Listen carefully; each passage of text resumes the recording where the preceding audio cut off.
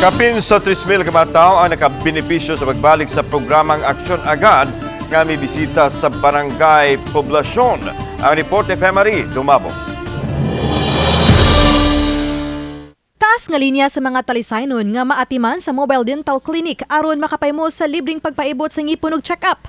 Sa check-up sa mata, may libre usab nga eye reading glasses. Usa sa nakabenepisyo ang 58 anyos nga dud-an sa duha ka tuig nga nag-anto sa suliran sa iyang mga mata. Murag ang akong glasses, murag dili na ng sakto ang iyang lens. Magluha-luha akong mata. Kaya katong pandemic, di man gud ta kaadto-adto sa mga clinic kung syempre dako ka bayad kay naa pay pabayron pa ta sa kanang PPA. Gilinyan usab ang local civil registrar alang sa late registration og city legal office. Lakip sa gilinyahan ang libreng bakuna og bitamina sa mga iro ug iring.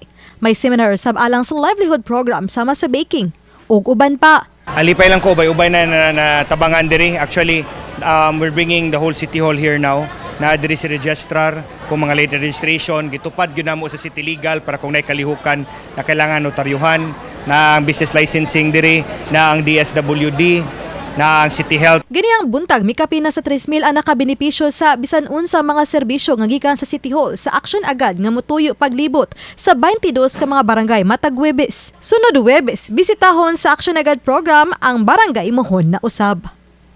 Uban ni Philip Patricio Grod Prado. Ako si Femari Dumabok.